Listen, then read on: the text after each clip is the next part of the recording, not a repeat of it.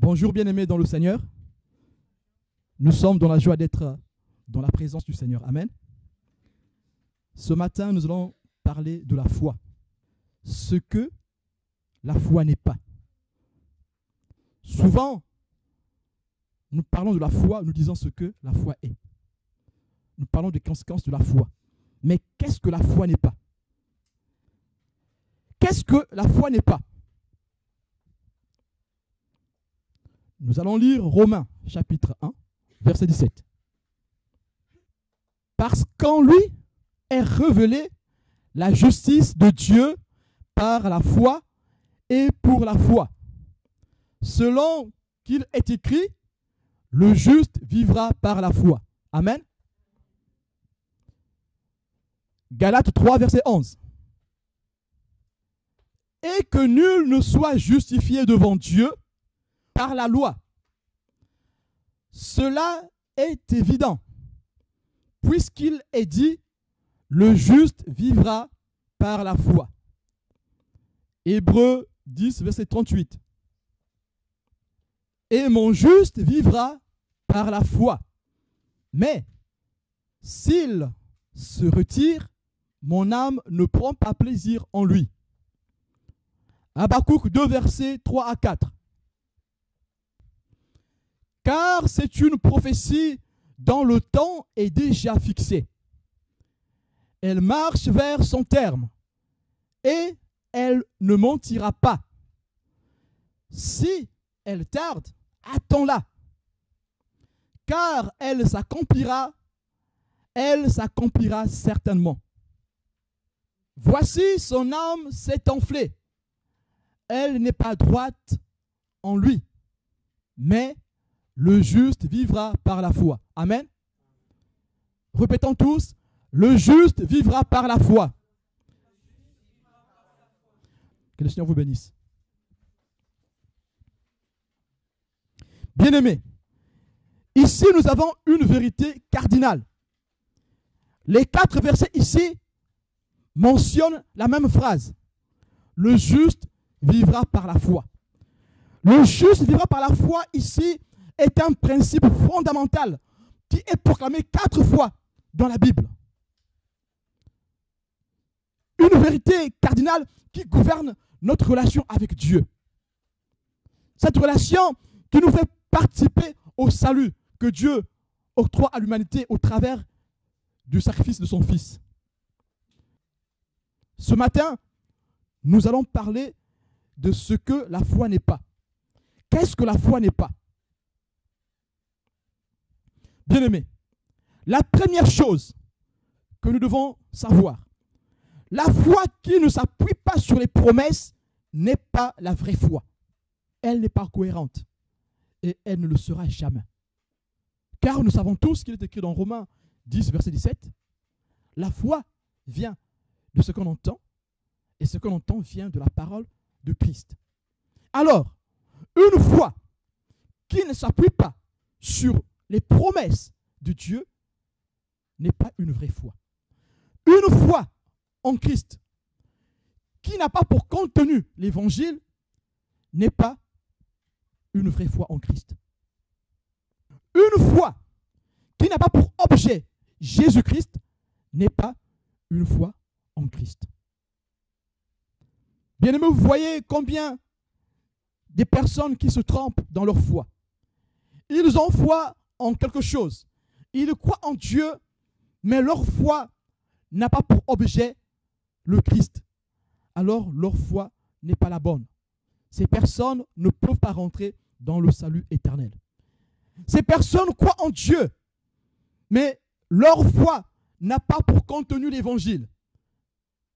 Leur foi n'a pas pour contenu les promesses du Seigneur.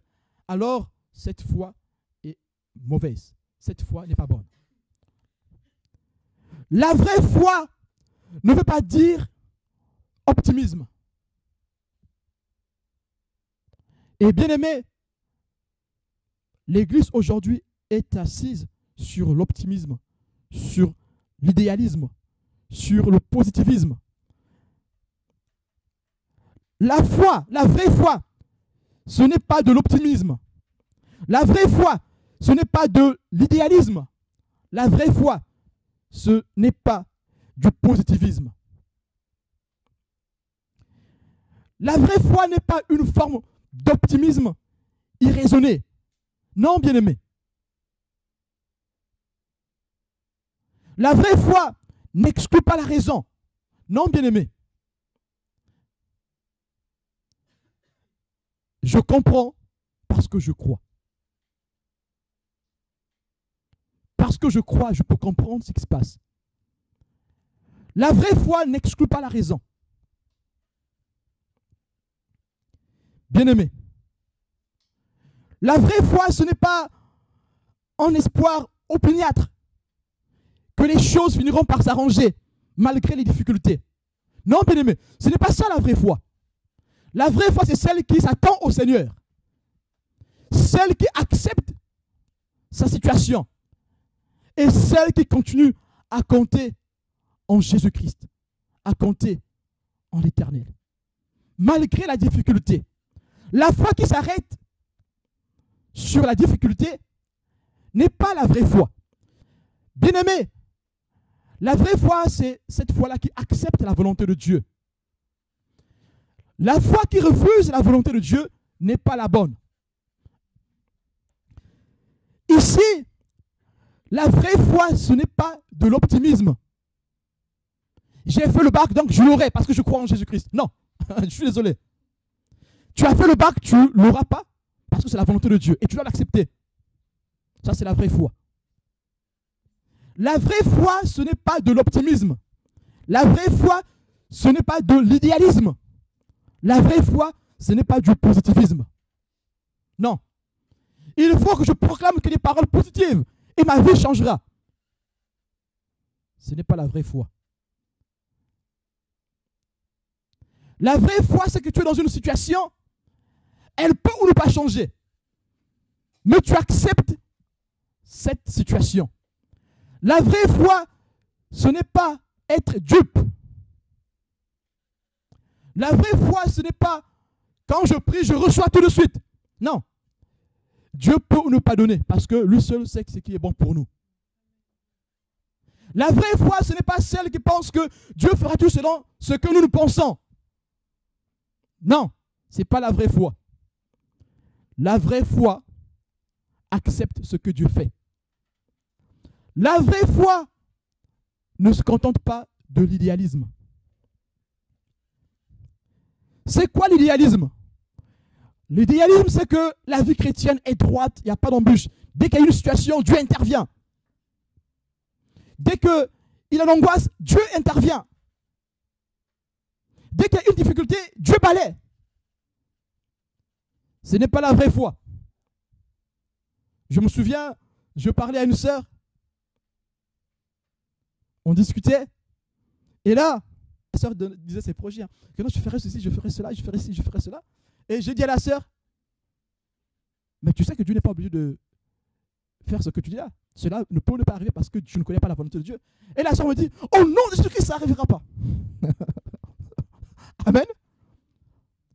Je dis, mais ma sœur, ce n'est pas toi qui décides, c'est Dieu.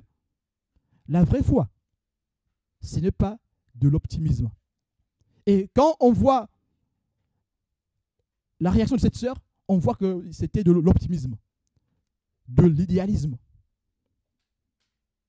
C'était du positivisme. Et aujourd'hui, les nouvelles sciences, prenons l'exemple du développement personnel, nous enseignent le positivisme. Toujours être positif. La doctrine de la prospérité nous enseigne le positivisme. Les gens pensent qu'en confessant des paroles positives, cela finira par arriver. Et aujourd'hui, quand vous partez consulter un psy, le psy va vous conseiller de répéter des paroles positives. Si vous partez consulter des maîtres de yoga, ils vont vous conseiller de répéter des paroles positives. La vraie foi ne consiste pas à répéter des paroles positives. À force de les répéter, cela deviendra notre nature. C'est faux. Ce n'est pas la vraie foi. Refuser la difficulté, ce n'est pas la vraie foi. La vraie foi, ce n'est pas celle qui repousse la douleur. Dans le message de la prospérité, dans le message du combat spirituel, les gens refusent la douleur. Ils pensent que le miracle vient parce qu'on refuse la réalité. La vraie foi ne refuse pas la réalité. La vraie foi doit accepter la réalité et se confier au Seigneur.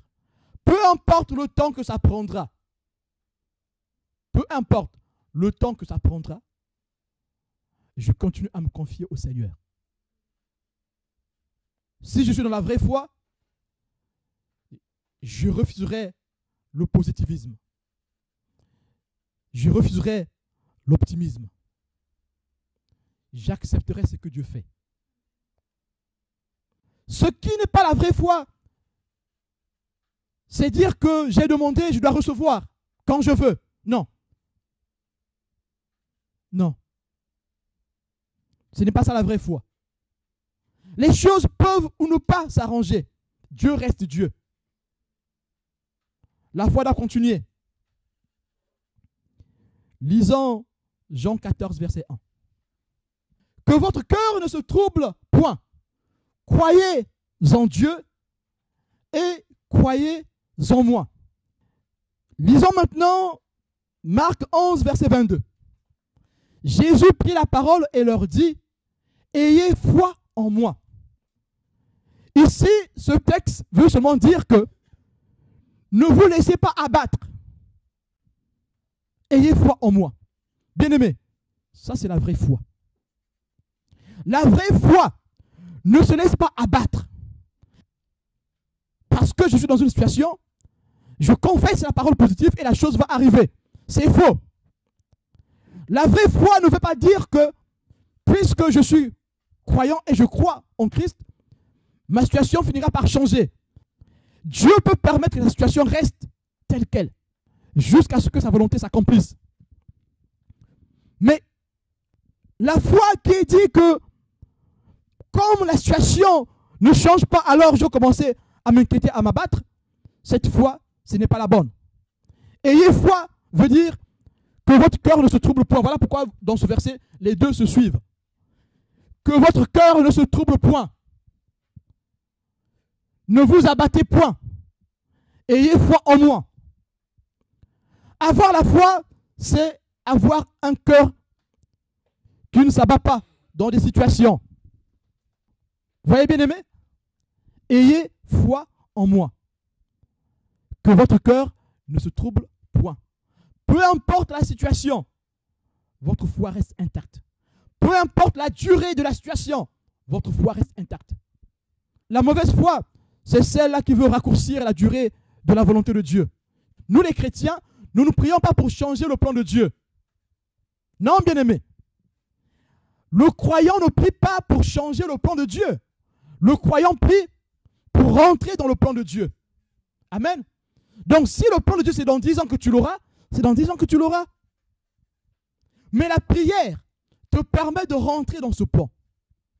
Parce que dans la vie de l'être humain, Satan met des embûches devant notre chemin. Notre sentier peut être semé d'embûches parce que Satan est autour de nous. Mais pour que nous puissions rentrer dans le plan de Dieu, il faut que nous restions dans la prière.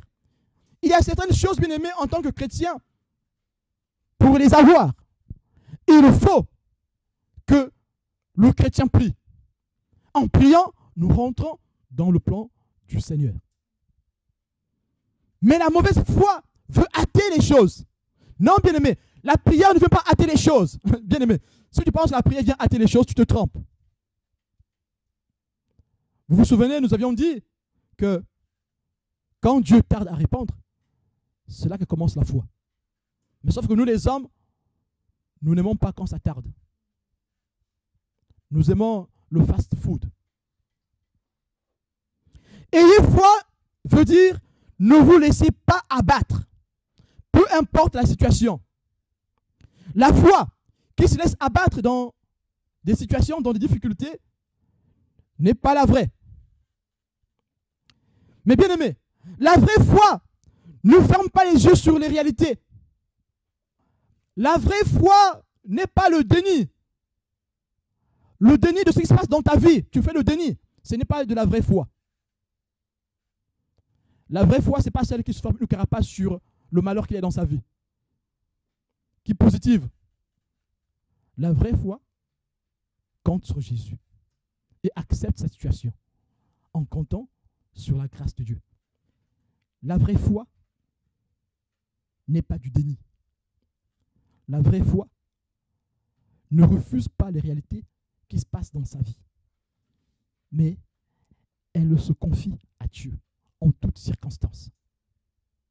La vraie foi n'est pas une éducation qu'on a reçue.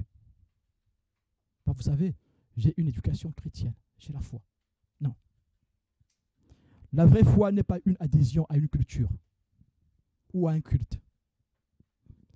Bien-aimé, ce n'est pas parce que tu adhères au christianisme que tu as la foi. Si tu ne le savais pas, maintenant tu le sais. La vraie foi, ce n'est pas parce que tu as étudié la théologie.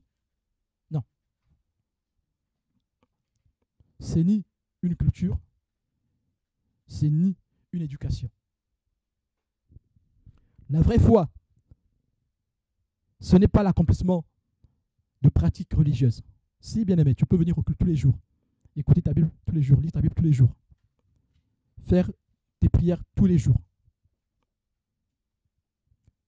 donner ton offrande, faire le sacrifice. Et 1 Samuel 15, le dit. 1 Samuel 15, verset 22. Samuel dit, « L'Éternel trouve-t-il du plaisir dans les holocaustes et les sacrifices comme dans l'obéissance à la voix de l'Éternel? Voici l'obéissance vaut mieux que les sacrifices, et l'observation de sa parole vaut mieux que la graisse des béliers. » Amen.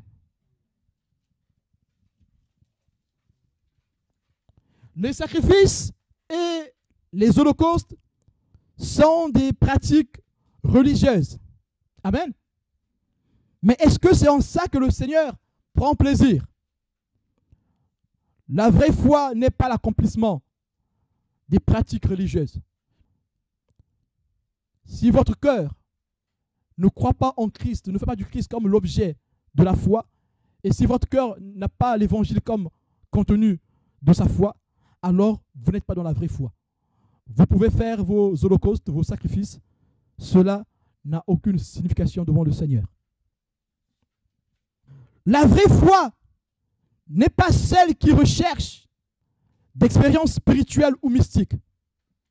Bien-aimés, combien l'Église est perdue aujourd'hui? Les gens courent partout pour chercher le miracle. Les gens qui partent d'ici en France pour aller au Cameroun pour aller chercher le miracle. D'autres qui partent du Congo pour aller au Nigeria pour aller chercher le miracle. Il y a des pasteurs qui partent du Congo pour aller chercher l'onction au Ghana. Il y a des pasteurs qui partent du Congo pour aller chercher l'onction aux États-Unis. Il y a des pasteurs qui partent de la France pour aller chercher l'onction aux États-Unis. C'est comme si l'onction était localisée quelque part. Bien-aimé, la foi, la vraie, n'est pas celle qui recherche des expériences spirituelles ou mystiques. La vraie foi n'est pas celle qui est basée sur les expériences spirituelles ou mystiques. Non, bien-aimé. Mais la vraie foi, bien-aimé, nous fait rentrer dans le spirituel. Vous voyez la nuance? La vraie foi n'est pas celle qui est basée sur des expériences spirituelles ou mystiques. Non. Mais la vraie foi nous fait rentrer dans le spirituel. Nous voyons ici une différence. Paul est prié. Il dit, Seigneur, enlève-moi cette charge. Mais Dieu a dit non, ma grâce te suffit. Voici la vraie foi que nous, en tant qu'enfants de Dieu, nous devons accepter. Voici la vraie foi. Cette écharpe était pesante pour Paul. Paul a demandé que Dieu la lui enlève. Mais Dieu dit à Paul, ma grâce te suffit. Toi aussi, bien-aimé, le Seigneur te dit ce matin, sa grâce te suffit. Contente-toi de ce que Dieu fait de toi. Et vous voyez que Paul n'a pas ignoré. Paul n'a pas fait le déni de sa situation, non. Mais il l'a accepté. Paul l'a accepté. La vraie foi, ce n'est pas celle qui refuse les réalités de sa vie, qui fait le déni. Mais bien aimé, ce n'est pas en confessant que tu n'as plus mal que tu seras guéri. Non, c'est en priant, tu dis Seigneur, guéris-moi. Et si Dieu répond, comme pour Paul, que la guérison est inutile pour toi, tu l'acceptes. Est-ce que Paul a changé de vision en ce qui concerne le Seigneur? Non, il n'a pas changé de vision. Est-ce que l'onction qu'il avait en lui a baissé? Non. Mais aujourd'hui, beaucoup de chrétiens basent leur foi sur le miracle. Non, la foi n'est pas basée sur le miracle. Mais la foi nous fait rentrer dans le miracle. Alors, si tu veux voir le miracle de Dieu, ne base pas ta quête sur le miracle. Base ta quête sur la foi. Sur le contenu des promesses. Base ta quête sur la recherche du salut. La vraie foi, c'est celle qui recherche le salut. La vraie foi, ce n'est pas celle qui part de Lyon pour aller aux États-Unis pour chercher l'onction. Non. Ah tiens, il y a le grand pasteur du monde entier qui est venu à Lyon. Il faut que j'aille récupérer l'onction. Et il te vend un t-shirt à 10 000 € ou à 5 000 €. Tu achètes le t-shirt parce que tu cherches l'onction. Dupe, dindon, pigeon. Bien-aimé. Non, non, non. La vraie foi, ce n'est pas celle qui refuse les réalités de sa vie. Bien-aimé, la foi qui ne croit pas aux réalités spirituelles n'est pas la vraie foi. Bien-aimé, aujourd'hui, dans l'église, il y en a qui ne croient pas au miracle. Il y en a qui sont dans l'église, ils ne croient plus au miracle. Ils disent que le miracle, c'est du passé. C'était pour nous laisser un fondement solide de foi. Non, bien-aimé. La foi qui ne croit pas au miracle, la foi qui ne croit pas aux réalités spirituelles n'est pas la vraie foi. Prenons un exemple. Hébreu. C'est par la foi que nous croyons que tout a été fait par... Non, par la parole, n'est-ce pas? C'est par la foi. C'est un miracle, n'est-ce pas? La création est un miracle. Mais la foi qui est dans l'ambiguïté, que non, je suis chrétien, mais je suis évolutionniste, ce n'est pas la vraie foi. Tu es chrétien, mais tu es évolutionniste. Tu te dis qu'il y a des choses qui peuvent se créer par l'évolution, qui se transforment. Les bactéries, les microbes, tout ce que vous voulez. Non, ce n'est pas la vraie foi. La vraie foi, c'est celle qui croit aux réalités spirituelles. La foi qui ne croit pas aux réalités spirituelles n'est pas la vraie foi. Lisons Hébreux 11, verset 1. Or, la foi est une ferme assurance des choses qu'on espère, une démonstration de celles qu'on ne voit pas. Les choses spirituelles, tu les vois, toi? Il y a des chrétiens qui pensent que les démons n'existent pas. Pour eux, Dieu est Dieu, Satan est là-bas, une force et une entité, une position, mais Dieu est Dieu. Amen. Pour eux, c'est comme ça. Il y a des chrétiens qui pensent que l'enfer n'existe pas. L'enfer, c'est sur terre. Ce n'est pas la vraie foi. Bien-aimé, la foi qui ne conduit pas à la justice n'est pas la vraie foi. C'est pour dire que la foi qui ne conduit pas au pardon n'est pas la vraie foi. Parce que la justice, c'est dans le pardon de Dieu que nous l'avons. Son amour qu'il nous donne. Mais la foi qui ne sait pas pardonner, il a tous les dons spirituels. Il parle en langue, il chasse les démons et il prophétise. Mais il ne sait pas pardonner. Ce n'est pas la vraie foi. Hébreux 11, verset 4. Ce texte nous dit que la foi qui ne conduit pas à la justice ou qui refuse la justice de Dieu n'est pas la vraie foi. Accepter la justice, c'est aussi accepter de pardonner les autres. Accepter le pardon, c'est aussi accepter de pardonner les autres. Nous l'avons lu dans Matthieu, chapitre 6. Pardonne nos offenses, comme nous pardonnons aussi à ceux qui nous ont offensés. C'est par la foi qu'Abel offrit à Dieu un sacrifice plus excellent que celui de Caïn. C'est par elle qu'il fut déclaré juste. Par la foi qu'il fut déclaré juste. Et la foi qui bannit, qui ne conduit pas à la justice, n'est pas la bonne. La foi qui n'accorde pas le pardon n'est pas la bonne. La foi qui garde rancune n'est pas la bonne. La foi qui est jalouse n'est pas la bonne. La foi qui est envieuse n'est pas la bonne. La foi qui est suspicieuse n'est pas la bonne. La foi qui est colérique n'est pas la bonne. La foi qui est avare n'est pas la bonne. La foi qui est cupide n'est pas la bonne. Alors cette foi qui m'emmène ce matin pour vous dire, allez, alors qui veut s'aimer 1000 € pour recevoir sa bénédiction n'est pas la bonne. La cupidité. La foi qui veut remplir ses poches n'est pas la bonne. Qui veut s'aimer 100 € pour avoir sa bénédiction? Qui veut? La doctrine de la prospérité, ce n'est pas la foi. Qui veut s'aimer pour le royaume des cieux?